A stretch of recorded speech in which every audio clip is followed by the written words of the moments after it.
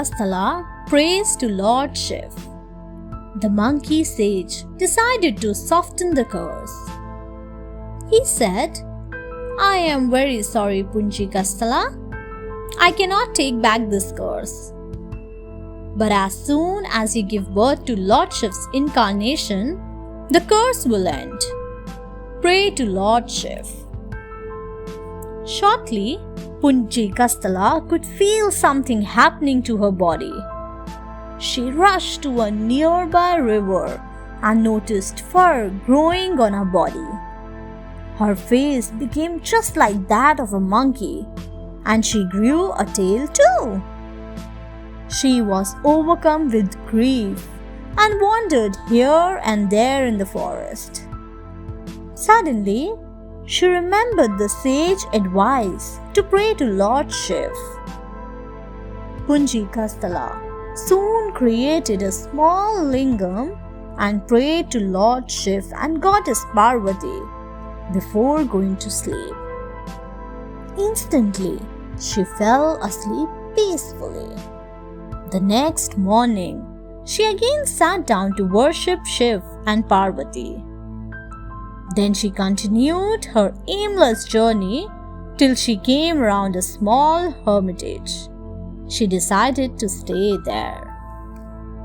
Punji Kastala as Anjana. Though Punji Kastala looked like a monkey, yet no one in the ashram mocked at her. In fact, she was given fruits to eat. She ate the fruits happily as she was feeling hungry after a long day.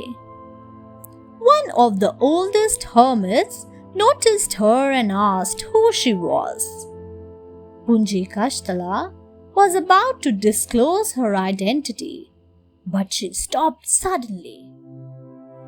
She did not want to embarrass herself in front of others by telling them that she was once an Apsara who was cursed to become a monkey. She thought people would mock at her for being cursed. She decided that she needed to start all over again with a new identity. Looking at the tranquility in the hermit's eyes, Punji Kastala sighed.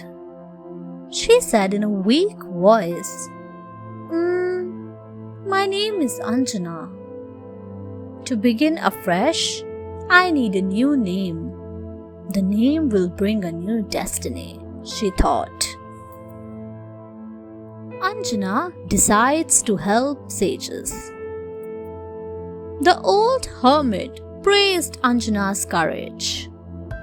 "You are a very fearless woman, Anjana. You were wandering alone in this forest at night. We generally do not step out at that time," he said, trembling at the thought. Anjana was confused at what the hermit said. A gigantic called Sambasidan lives there. He has terrorized all the people of this forest. He is likely to attack our ashram today, the hermit said and trembled again. Anjana was very grateful to the hermits for the kindness and protection they gave her. She wished to help them in return.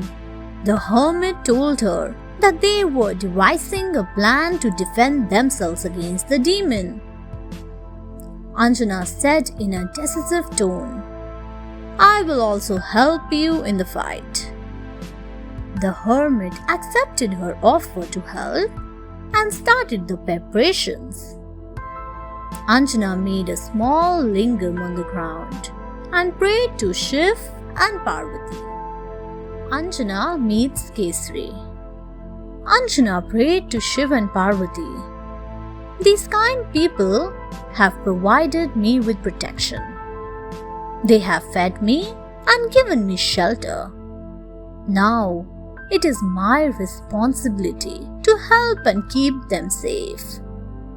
My Lord, please give me strength so that I may fight this monster."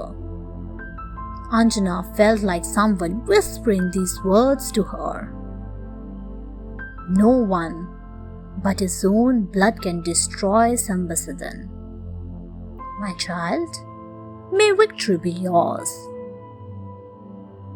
Anjana's spirit was awakened by this benevolent voice. She was sure that Lord and Goddess had answered her prayers and they would further lead her to victory. She picked her weapons up and readied herself for the battle. Just then, Anjana saw a well-built, powerful-looking man standing next to her. His face was turned away, so she could not see him. He was also looking at the weapons. Anjana could make out that the man was a trained fighter, maybe a king. Thanks for watching. Do like, share, subscribe to Sahil Book House.